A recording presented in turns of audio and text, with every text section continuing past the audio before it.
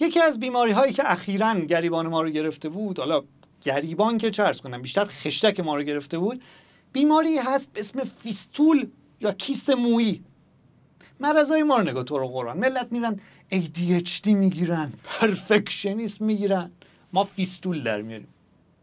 والا HIV بگیری شرف داره، 4 جا رود میشه بگی فیستول. برای کسی که نمیدونه، فیستول یک مویه در باسن و به جای اینکه مسیر خودش رو مستقیم بره، برمیگرده عقبی میره تو، انقدر گاو، و اون تو شروع میکنه رشد کردن و دور خودش پیچیدن تا تبدیل به یک توده میشه و ربطی هم به موی الان نداره. ممکنه پرز باشه، یک پرز ریزی چیزی، یا مثلا مویی برای 10 سال پیش بوده باشه یا هرچی. به هر رو یه چیزی رو میخواستم برادرانه بگم که قدر کونتون رو بدونید. شما تا الان فیستول اگر نگرفتید نمیدونید من چی میگم. نمیتونی بشینی، نمیتونی بخوابی، نه راه بری، نه هیچ گویی نمیتونی بخوری. شما الان اگه فیستول داشتی اون کونه میذاشی رو سرت. جدا میفرمایم.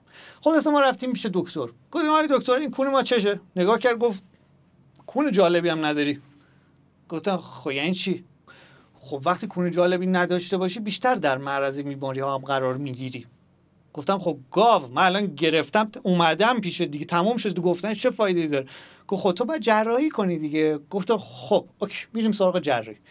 رفتم سرچ کردم جراحی فیستول با لیزر.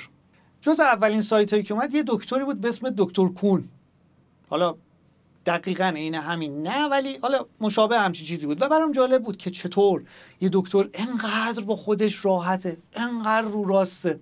همه گذاشتن مثلا دکتر تهرانی، کلینیک نور، کلینیک رازی. این دکتر کون تعارف نداریم، اینجا دکتر کونه. و چقدر باید به شغلت علاقه داشته باشی که همچین شغلی رو انتخاب کنی که صبح تا شب کونه مردم رو ببینی. یعنی خب کونه جالب که نمیاد، اسکارلت جوانسن و مونیکا بلوچی که نمیان اونجا ویزیت چن.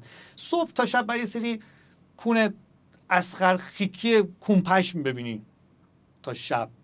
البته بماند که با همین اسخر خیکی های کونپشم تا الان احتمالاً 5-6 تا خونه خریده و من همچنان نشستم با شما دارم صحبت میکنم.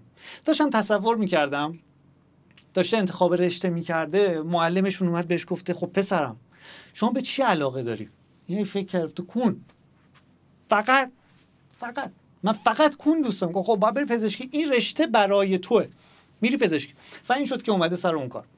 خلاصه ما رفتیم پیش دکتر کون. گفتم آقای کون. گفت من کون نیستم، مطبم کونه، خودم آقای فلانی ام. گفتم عذرخواهی میکنم آقای فلانی، ما باید چه گویی بخوریم؟ یه نگاه کرد گفت کون جالبی هم نداری. گفتم آره یه دور بادی شیمینگ شدیم، شما بگو چه گویی بخوریم. گفت خب باید جراحی شی. جراحیمون هم هیچ کاری نداره، با لیزر یک نقطه رو سوراخ میکنیم، با لیزر کارشو میذاریم پا میشه میره خونه‌تون. کلا 10 دقیقه است، یه روزم نقاهت داری، فردا پاشو برو کوه. گفتم حالا کوه نمیرم، کی با کون پاره پا میشه میره کوه؟ اون موقع کون سالم هم داشتیم نمیرفتیم، ما بقول 2 روز کوه نمیریم. گفت نه یعنی که حالت خوبه، میتونی به زندگیت برسی. گفتم خب اوکی بریم سراغ عمل.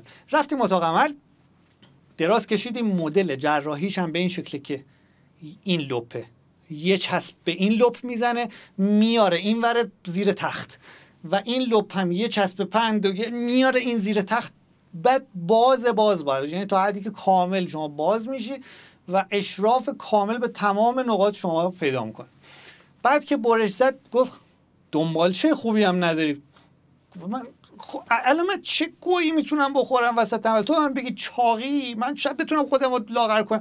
الان گفتنش وسط عمل دنبالچه هم میخوام چیکار کنم؟ چه فایده ای داره اصلا؟ بعد تموم شد. کلی باند، یعنی باند واقعا زیاد، 10 تا 20 تا باند اینجوری گذاشتش و همه رو به هم فشار داد، با دور تا دور من چسب زد.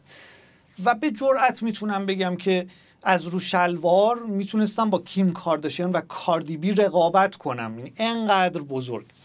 و جالب اینجاست که بخیه هم نمیتونی بزنی که، یعنی خب کون قابلیت بخیه زدن نداره، خب اینجوری اون وسطش رو برش زده. ناچار بود این 2 تا لپو بچسبونه به هم.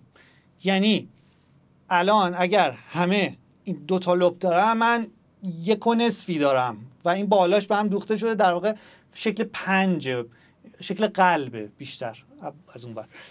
به هر رو گفتش که از اینجا تا ماشین که داری میری، این شکلی باید محکم فشار بدی.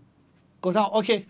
همینجوری داشتم تو خیابون میرفتم، یکی گفت سلام آقای رسولی. گفتم سلام عزیزم، حال چطور؟ گفت من عاشق کار شما. گفتم قربون شما برم، لطف داری برم. گفت میشه یه عکس بگیریم؟ گفتم بله. بعد گفت میشه امضا بدید؟ گفتم آره ولی دستم بنده، بی زحمت لپ راستو میشه بگیری؟ لپ راستو که گرفت و من تونستم براش امضا بزنم. خیلی تشکر کرد، اومد خداحافظی کنه. گفت آقای رسولی خیلی خوشحال شدم. گفتم خب من که دست نمیتونم بدم. یه رهگذری اونجا صدا کردم، گفتم آقا بی زحمت این لپ راستو میشه بگیری؟ اومد لپ راستو گرفت و من تونستم باهاش خداحافظی کنم. باهاش که خداحافظی کردم اومدم خونه. نزدیک 1-2 روز استراحت کردم. بعد اولا که اونجوری هم نبود اصلا که بگی بعد یه روز میتونی بری کوه. من بعد یه ماه هم هیچ گویی نمی‌زد، تا سر کوچه هم نمیتونستم برم. و 2 پانسمان رو باز کردم با این انتظار که قرار یک نقطه ببینم دیگه. گفت یک نقطه است. من باز کردم دیدم اصلا نقطه نی، خطه بالا تا پایین رو شکافته و اصلا این کانجرین، یعنی کانی که وسط جر خورده باشه 2 نصف کرده خط. رفتم بهش میگم آقای کون. میگه من کون نیستم آقای گفتم هر گوهی، شما فرق خط و نقطه رو نمیدونی؟ میگه باز این داستان شد برای من. نه من از بچگی نمیدونستم واقعا. تو دبیرستانم که بودیم معلم نگارشمون اومد بهم گفتش تو هیچ استعدادی توی این قسمت نداری، برو یه رشته دیگه، برو پزشکی.